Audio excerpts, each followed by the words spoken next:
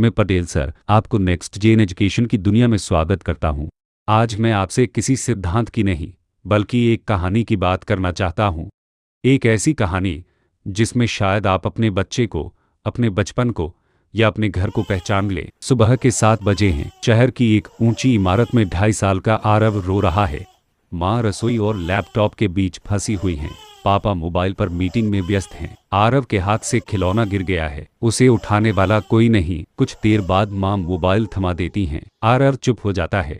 आवाज तो बंद हो जाती है, लेकिन उसके मन के भीतर जो खालीपन है वह कोई नहीं देख पाता। अब जरा तस्वीर बदलते हैं। उसी समय गांव के एक आंगन में छोटी गुड़िया खेल रही है। उसका खिलौना भी गिरता है। वह रोती है। दादी तुरंत उसे गोद में उठा लेती हैं, कहती हैं, अरे बेटा रोना नहीं। दादा मुस्कुराते हुए पास आते हैं। कजिन भाई दौड़कर खिलौना उठा देता है। गुड़िया का रोना रुकता है। लेकिन यहाँ सिर्फ रोना नहीं रुकता, यहाँ बच्चे के भीतर भरोसा जन्म लेता है।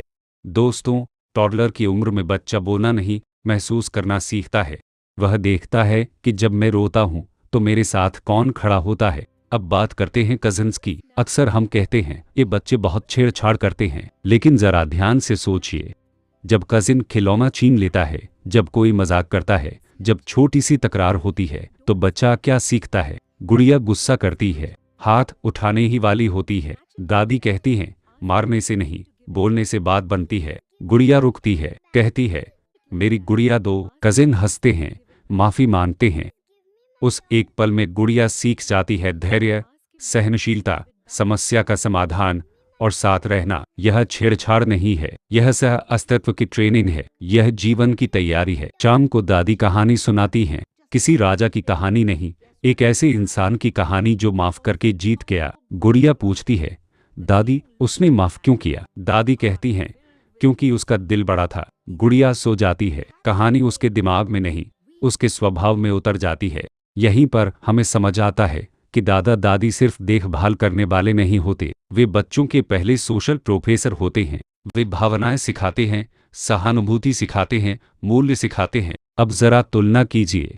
शहर के माइक्रो परिवार में पलने वाला बच्चा अक्सर माता पिता और स्क्रीन तक सीमित होता है। वह तेज हो सकता है, लेकिन कई बार अकेला भी होता है। गांव की जॉइंट फैमिली में पलने वाला बच्चा हर दिन लोगों के बीच रहता है। वह इंतजार करना सीखता है, बांटना सीखता है, समझौता करना सीखता है। एक को प्रतियोगिता सिखाई जाती है, दूसरे को सह अस्तित्व। सवाल यह नहीं कि शहर गलत है या गांव सही, सवाल यह है कि क्या हम बच्चों को इंसान बनने का मौका दे रहे हैं। दोस्तों, बच्चे को अकेले बड़ा करना आसान है, लेकिन संवेदनशील इंसान बनाना पूरे परिवार का काम है। जॉइंट फैमिली कोई पुरानी व्यवस्था नहीं, यह एक सोशल यूनिवर्सिटी है जहां हर सदस्य बिहेवियरशिप एक्सपर्ट होता है।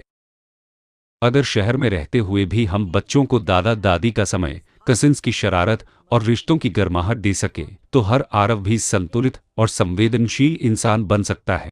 क्योंकि आज जो बच्चा भावनाएं समझना सीखता है, वही कल समाज को समझने वाला नागरिक बनता है। धन्यवाद।